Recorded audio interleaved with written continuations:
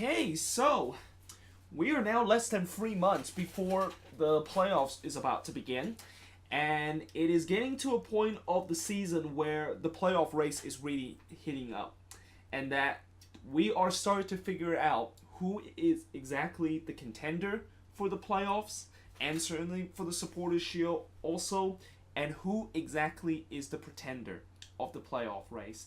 So there's definitely going to be a lot of games that have a lot of playoff implication, and of course we'll be mentioning that throughout this course of the preview. And also there's going to be 11 games this week. This is the first week in the last 3 weeks where we actually had the maximum amount of games that an MLS weekend will have. If you guys know, the last 2 weekends we had only 10 games. We had only one less game, exactly. And speaking of 10 games, there's going to be 10 that's going to happen on Saturday, and the only game that's going to be happening on Sunday is this big showdown in the top part of the table in the Eastern Conference and the Western Conference, and that, of course, is the Red Bulls taking on LAFC. But either way, let's talk about the first game, and this is also another very big game, and that, of course, is Atlanta versus TFC. Now, if this game were played a couple of weeks ago, this probably wouldn't be as big as what it is nowadays. TFC a couple of weeks ago were really struggling, and it looked like there is a big sense that they could potentially miss the playoffs, and the fact that they were supposed to kind of had this revival in the second half of the season after what they've been going through in the first half of the season, and it just never did. But I feel like it has now activated, and that revive that they are in, and that they're trying to chase down the teams that is currently above the red line, and the fact that they're now getting closer and closer to go above the red line, then they definitely can potentially make the playoffs now, although they are playing against Atlanta. And this is an Atlanta team that has not lost a single game at home, and this is also an Atlanta team that have also very few times dropped points against good team. Although, to be fair, when Atlanta does play those good teams, especially at home, they tend to drop points in those games.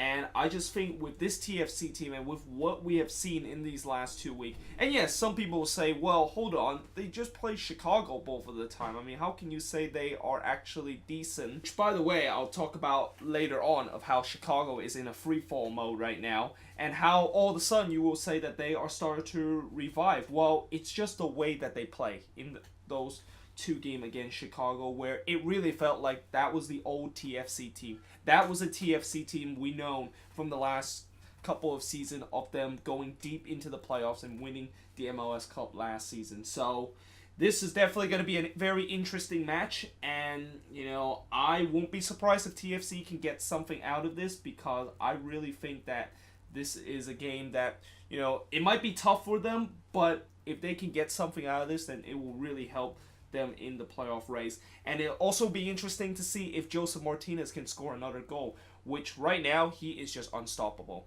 I mean, this guy, he scored in the All-Star game, scored the only goal in the All-Star game for the MLS All-Star, and he is just now 3 goals away from tying the record and 4 away from breaking the record, and I'm pretty sure he's going to break it either in this month or probably in next month. But yeah, moving on to the next game, and from 2 teams that is kind of like in a pretty good form, we have 2 teams that are not in a very good form, and 2 teams that are kind of fighting for the playoff position, with one team that's just trying to barely stay above the red line, while the other is just, I don't need to say more about Orlando City's season this season and how bad it's been, and it just kind of got a little bit worse with the fact that now they have officially announced that they are going to be trading Justin Miram, and he is going to be going back to Columbus. I mean, this was the same Justin Miram that just a couple of months ago got traded to Orlando City, and this was supposed to be one of the players that was kind of like alongside with Sasha Kleshtin and also Oro Russell as the guys that they're going to build on to try to go in this all-in kind of year. And now they just decided to sell him back to Columbus. And they basically sold him around almost the same price, except for this time they're not going to get the general allocation money that they pay Columbus when they first got him. And, just to mirror him, this season with Orlando City, it's not been a good season for him. I mean, he's only got 1 goal this season with Orlando City. It just clearly felt like he does not fit in the system.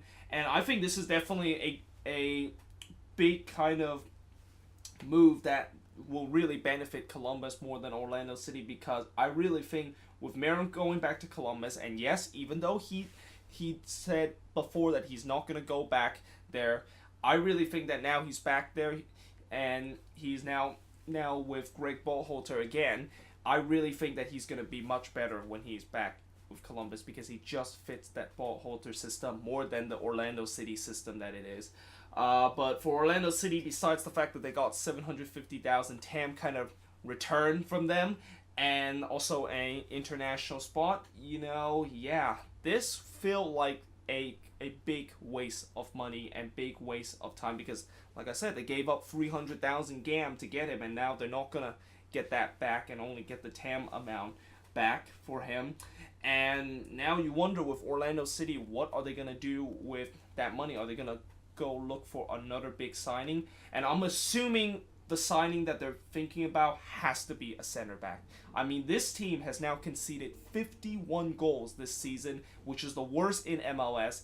And as much as I haven't talked about the defensive problem for Orlando City, yeah, you betcha there's been a defensive problem. I mean, any Orlando City fan can tell me that this team, the reason why this team has been so bad this season is that the defense has been as weak as it gets.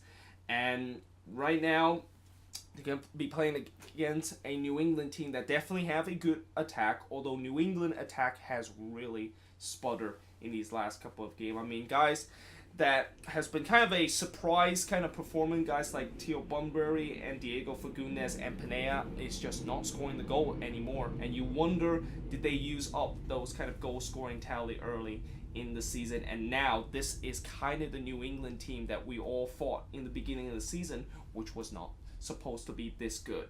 But this is definitely a big match for both teams, and I'm pretty sure New England really need this win more than Orlando City, considering the fact that if they want to stay above this playoff race and above the playoff line, they got to start winning games. And winning games on the road has been almost as non-existent for New England as their form right now. But moving on, and another big kind of games that have playoff implication. Montreal, they take on DC United. So Montreal kind of got robbed in the last game as they lost 2-1 to Atlanta, even though technically they probably should have got a draw in that game because of an offside call that should have been given on Atlanta, but it wasn't. And they're playing against a DC United team that did win 2-1 against the Rapids, but let's face it, it was only against the Rapids, and DC United is going back on the road, and we know that Montreal, throughout these last couple of games, when they play against weak team, they are going to beat them. I mean, it feels like right now with the Impact, whenever they play a weak team and whenever they play a team that they should be expecting to win, they've been taking full advantage of that. And which I kind of really feel like maybe that is something that want me to kind of root for Montreal for them to make the playoffs, because if you're a team that is fighting for playoffs, you need to win the games that you have to win. And, when you do face against the big team, that is the time where, if they can get something out of it, then it's good. But if they can't, then it's fine. They are definitely much stronger than they are. And that is what Montreal is doing so far this season. But they need to, of course, keep that going if they want to keep that playoff spot. They're still in 5th place. They're actually tied with New England in that fifth position. And I think they're only about 2 points above the red line. So, yeah, this is a game that they got to win against a DC United team that just have not done very well this season on the road. But yeah, next up, and this game is probably the biggest mismatch of this weekend. Dallas versus San Jose. I already talked about this game, and Really, I don't think anybody in the world would disagree the fact that FC Dallas should be getting 3 points. I mean, even as a Quakes fan, I will be shocked if the Quakes can get something out of this. And yes, the Quakes, the last road win was against FC Dallas a year ago, but seriously, do you think that this Quakes team is gonna able to just go to FC Dallas and able to get something out of it? This, if that will happen, that will be one of the most surprising result of the year. And even as a Quakes fan, as much as I really want the team to finally snap out of this 12-game winless run, I got to be realistic and said that this is a game where I just don't see us winning, especially how good FC Dallas has been in these last couple of games. But moving on into the next match, Minnesota, they take on the Seattle Sounders. The Loons, of course, have won 4 in a row at home, while the Sounders have been unbeaten in the last 6 games. And this is another one of those games that has a lot of playoff implication, and a game that involved 2 teams that is fighting to try to get into that playoff spot and trying to get above the red line. Minnesota is only about 2 points behind RSL, and Seattle is currently 5 points behind RSL in terms of the playoff race. And for Minnesota, they just need to win this one, and I really think this is a must win for Minnesota, more than the fact that if they drop points in this game, it will still be fine with them, mainly because this is one of the 5 games that they have left so far at home. And we know that Minnesota, whenever they go on the road, it's just, they're not that good on the road. And if you're a team like Minnesota that is in a position where you are not going to have a lot of home games, and I know that after this game, I believe they are in a stretch where they have to go on the road for 5 straight games.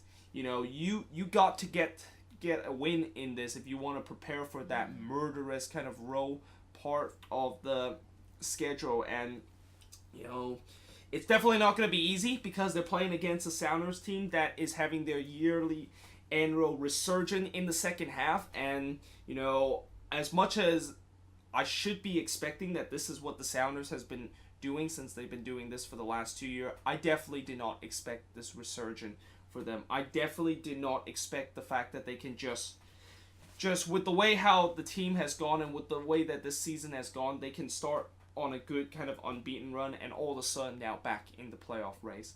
But either way, I really think this is a game that Minnesota's got to win. And if they do not win this game, if they drop points in this game, then I know it's still early in the playoff kind of race right now, but I really think if they don't win this game, then they could be out of the contention.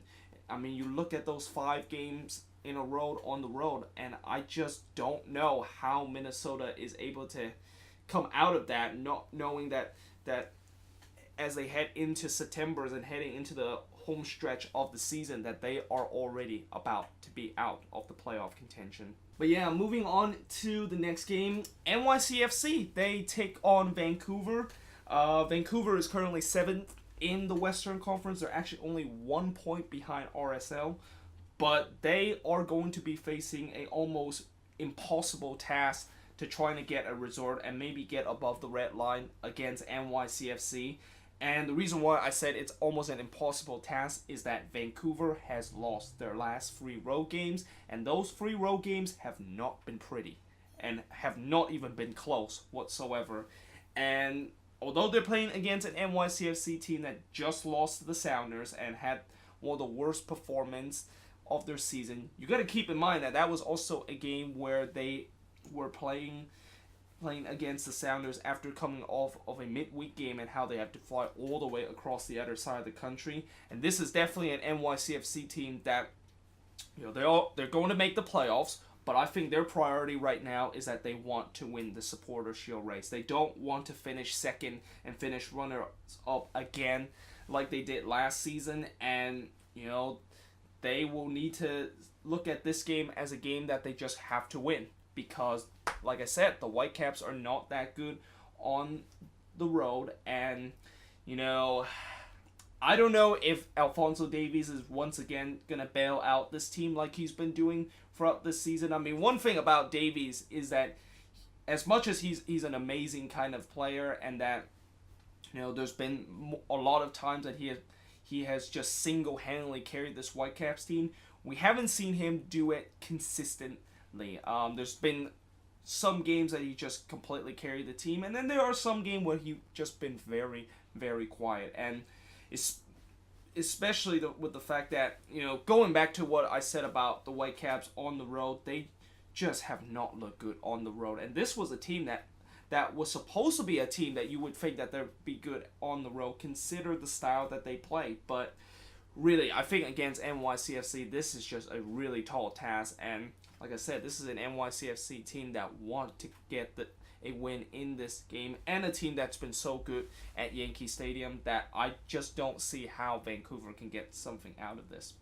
And speaking of something that I don't think a team can get out of a game, Colorado is kind of in that same situation as they play against the Galaxy. And despite the fact that the Rapids are playing at home in this game, they're playing against a Galaxy team that has been unbeaten in the last 9 games, and this is a Galaxy team that is very good at on the road, even much better than they are at StubHub Center. And yes, despite the fact that the Galaxy does not have Zlatan for this game, which, by the way, let's just talk about that situation for a minute, because apparently Zlatan is not going to be in this game, because apparently there is this really stupid and crazy rule in MLS where if you are a player that got voted into the All-Star game and that you refuse to participate in, besides the fact that unless the fact that you have like an injury that you suffer and that you can't participate, then you are not allowed to be participating in the next league game. Which, in other words, Zlatan is pretty much suspended for 1 game because he refused to participate in the All-Star game, even though technically that was a game where he said that he's not going to participate because, 1, it was a game on turf, and we know Zlatan is not going to be playing on a turf field unless playoff time comes, and 2, if Zlatan played that game, then that would have been the 4th game that he has to play in 10 days. And I'm pretty sure Zlatan is not going to have enough kind of stamina, and as much as everybody call him a god, he's not gonna be a guy that's gonna play like 10 days in 4 games like that. So in many ways that is kind of a very stupid kind of rules, and I'm pretty sure Galaxy fans are absolutely pissed off about this rule, because why would you want to suspend a guy just because he is not going to be going to a game that is just completely meaningless? So yeah, Zlatan is not going to be in this game, but I still think the Galaxy should be fine. The one thing that I really hope the Galaxy won't do in this game is just do what they did in the last game, which is them outscoring an opponent. I don't see this one as a game where it's going to be high scoring, because the Rapids doesn't really have a lot of big threat going forward. I think their biggest threat is pretty much Kellen Acosta, and he is a central defense mid. But the Galaxy cannot be playing like they did against Orlando City, where their defense just gone back to being non-existent, as we have seen so far throughout most part of this season. But moving on into the next game, and this is probably the biggest playoff implication game of this week. Houston take on Sporting KC, and just like the Orlando City versus the New England game, this game is a game featuring 2 teams that have been really struggling in terms of the last couple of games. Houston, of course, lost 2-1 to Portland, which means that their winless streak is now at 4 games, while Sporting KC lost to FC Dallas at home 3-2, which means that their winless run is now at 5 games. And I just think when I look at this game, I really think Houston has a bit of an upper edge over Sporting KC, and if I really need to pick a winner out of this game, I would back Houston to win more than Sporting KC, mainly because this is a home game for Houston, and yes, although there's been time Houston have not looked very sharp so far this season at home, they are still very good at home. And 2, whenever Houston plays Sporting KC in a very important kind of game that has playoff implication, Houston always tends to emerge out as the winner, as we have seen in the last couple of time in these last couple of meetings. And with the way that Sporting KC is right now, and with the way that their defense is just so bad, and that I just think that Houston attack is definitely going to have a field day against that defense. I mean, guys like Mauro Manotas, Elise, and Kyoto is definitely going to run riots against that Sporting KC defense. I think Houston could potentially get a win out of this. Although one thing that I will say might be an advantage for Sporting KC is that if Houston decided to rest some of their guys for that midweek US Open Cup game, because keep in mind, Houston do have to play a midweek US Open Cup game, and it's a big US Open Cup game because it is a semi-final, and there is a chance for Houston to get into the final of the US Open Cup, and I'm pretty sure they would be focusing on that a little bit more than it is now in league play.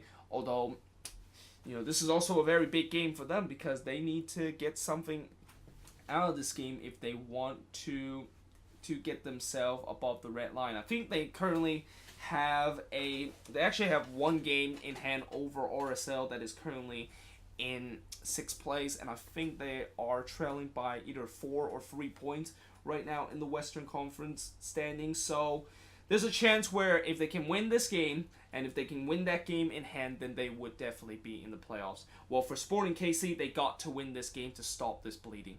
I mean, Sporting KC right now is like the FC Dallas of last season, where this team just, the first half of the season, it's been all kind of bright smile and rosy and stuff like that. And now, as the calendar heads into July and heading into the second half of the season, it has just been a death spiral that Sporting KC is kind of in. And if they do not snap out of this, then they're going to be like FC Dallas of last season, where a team that was in first place for majority of the season just collapsed in the second half of the season. And that would definitely be another big story to talk about. I mean, I never would have thought that we would be seeing another kind of moment where a team just completely collapsed in the second half of the season after looking just so dominant in the first part of the season. But now, talk about the last 3 games of this weekend. Speaking of RSL, they play against Chicago, and I'm pretty sure this is a game that RSL need to win because they're playing against a Chicago team that have now lost 5 straight, and this is a Chicago team that is in an absolute free fall right now, and right now are 4 points behind New England for that playoff spot, but they have also played 2 more games than New England in terms of the games that each team have played. So theoretically, they're now 10 points behind New England. And I just think for RSL, they need to win this because 1, this is a home game, and 2, if they do not win this, then there's got to be some panic in that RSL kind of fan base about how they are keep dropping points against teams that you should easily beat. I mean, last week against the Quakes, I know it was a road game, but I can't believe they cannot even find a way to solve the defense of the Quakes this season, which has not been very good. And the fact that RSL also drew against their bitter rival, the Rapids, at home, they cannot afford to do that anymore. They cannot afford to drop more points at home because it's pretty clear right now with RSL and how this is a team that is going to be relying heavily on their home form, and that for the rest of the season, if they start dropping points at home, then this could be a huge problem.